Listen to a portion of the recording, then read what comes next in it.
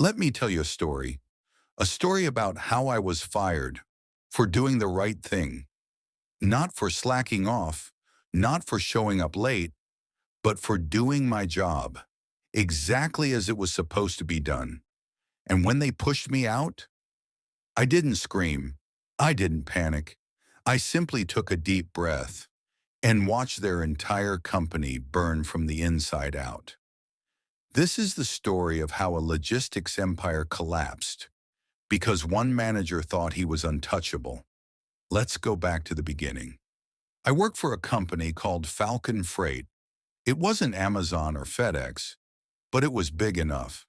A decent name in the regional freight business, with over 100 trucks, a warehouse that ran 24/7, and contracts across the state. I was the fleet operations supervisor. That meant I tracked drivers, managed their routes, oversaw maintenance, and, most importantly, made sure every truck on the road was safe. I was proud of my role. I took it seriously, because these weren't just trucks. They were people's lives on wheels. But not everyone saw it that way. My boss, let's call him Rick. Slick hair, expensive suits, always smiling, always scheming. Rick didn't care about safety. He cared about numbers. He wanted every chart to go up, every report to look flawless, every truck on the road, even if the brakes were hanging by a thread. At first, I ignored it. I just wanted to do my job and go home. But little by little, I saw what was really happening behind the curtain. Rick would tell drivers to skip brakes, to ignore warning lights, to work extra hours, off the record. He started adjusting reports I submitted, removing red flags, falsifying checklists, anything that made his department look cleaner. I tried to speak up. He always shut me down with a fake smile and a threat buried in sugar. "You're too smart to worry about little things, Jordan. Focus on the big picture." But I kept seeing things that made my stomach turn. And then came the crash, the one that changed everything. His name was Marcus, one of our oldest, most experienced drivers. He'd been hauling freight since before I graduated high school. Never missed a day, always triple-checked his rig, the kind of guy who didn't complain unless something was seriously wrong. So when he walked into my office one morning, pale and rattled, I listened. "The brakes feel off, Jordan," he said. "Something's wrong. The pedal's soft. She doesn't stop like she used to." I checked the logs. His truck was due for service 2 weeks ago. It had already been flagged for brake wear. I did exactly what I was supposed to do. I marked it out of service pending inspection. I told Rick immediately. You know what Rick said? "Send him out anyway, just clear it in the system. We can't afford a delay on the Big Sky route." I stared at him, dead in the eyes. "That truck isn't safe, Rick." And his response? Just a smile, a shrug. "Then don't worry about it. I'll handle it." The next morning, I checked the system. Someone had logged an inspection clearance, using my name. I didn't authorize that. I didn't even touch the form. Marcus was already halfway to the state line in a truck I knew.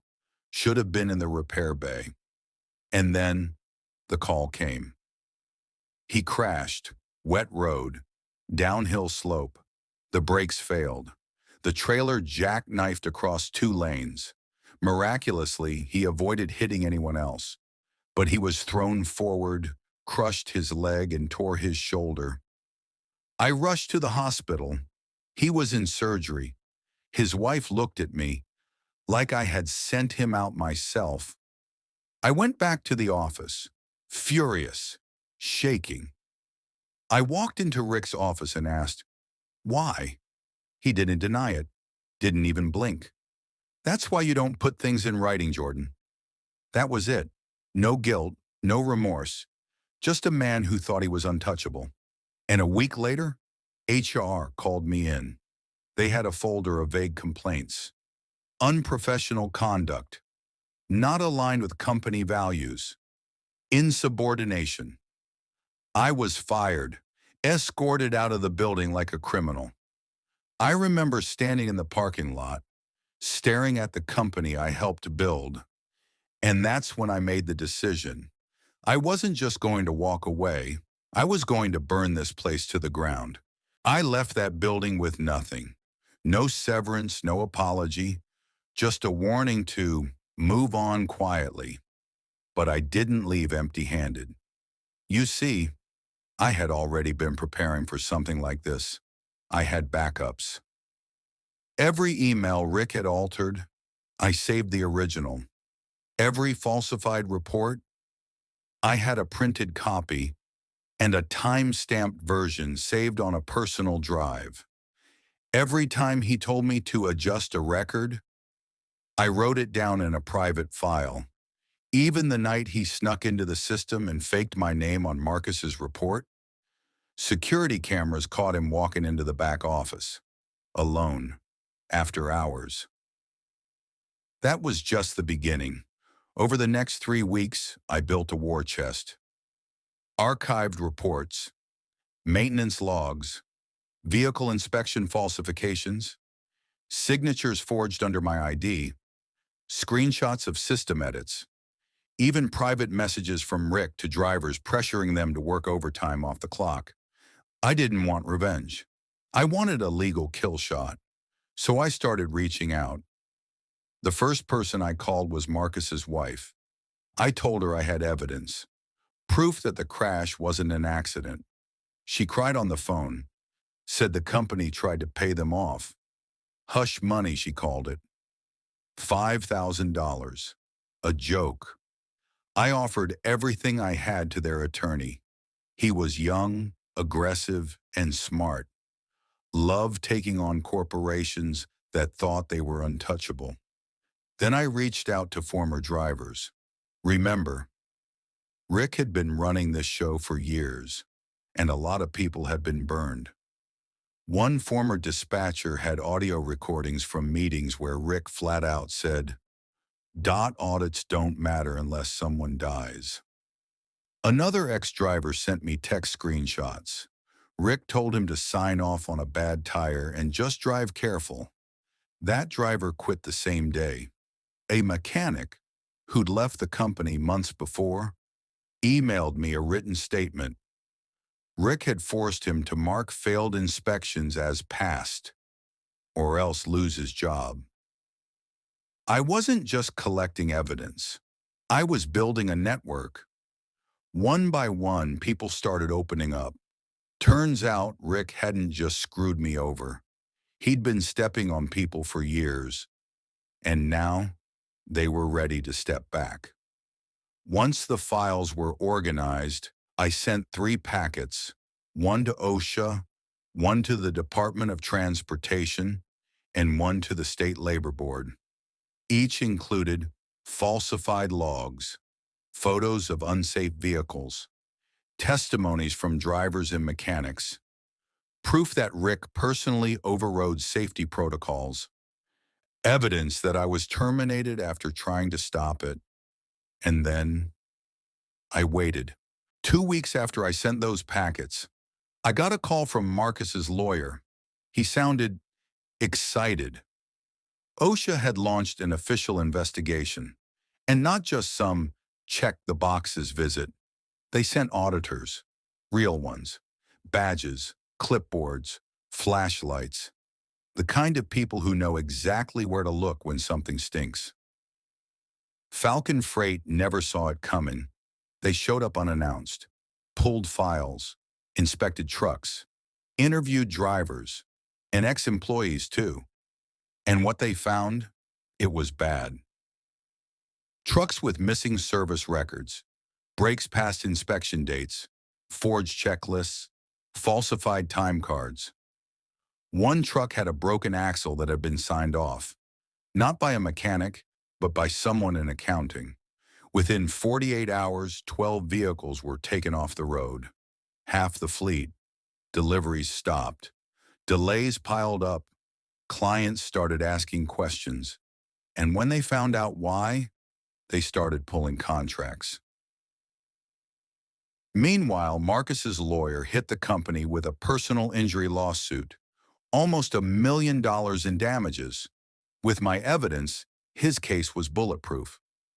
But here's where it got really good.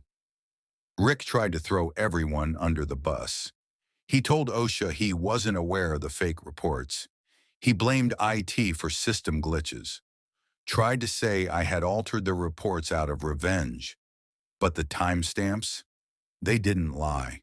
The videos didn't lie. And the people who used to be afraid of Rick, they were lining up to speak out.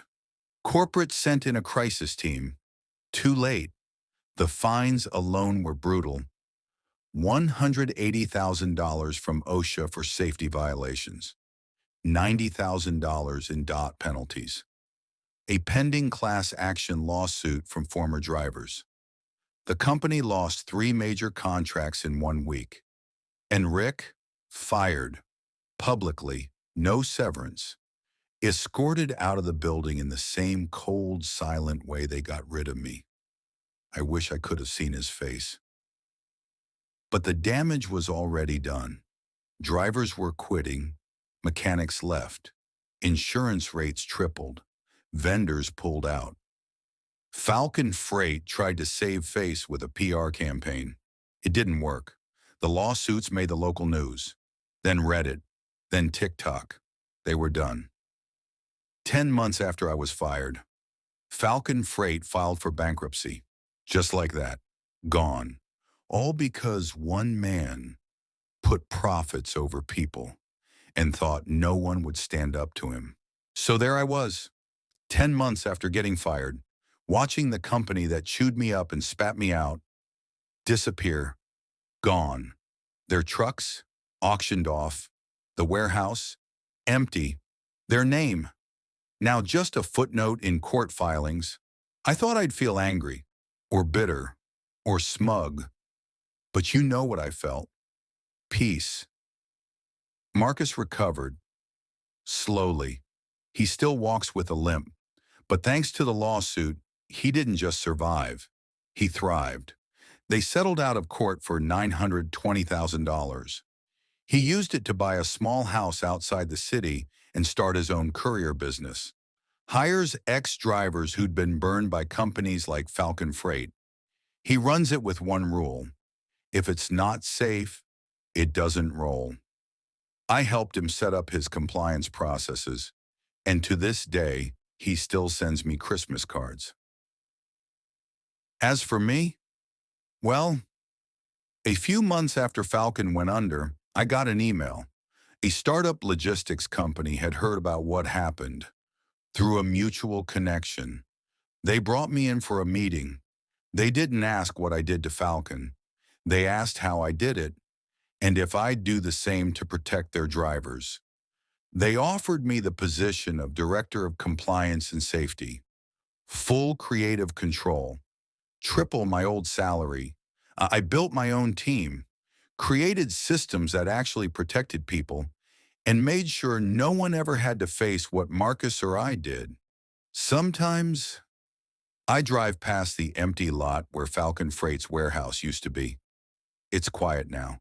Weeds growing through cracked concrete. No trucks, no noise, no Rick. And I smile, because it reminds me, doing the right thing doesn't always pay off right away, but in the long run, it always wins. I got fired for doing my job, for telling the truth, for refusing to lie. But in the end, I didn't just survive, I won. And Rick, last I heard he tried applying to another freight company, didn't even make it past the background check. Turns out, word gets around when your name is on 6 government reports. So yeah, if you're ever sitting in a conference room and your boss tells you to just fudge the numbers, remember this story. Remember what happens when you push the wrong person too far. Because some people, they don't burn bridges. They light matches and bring down the whole damn building.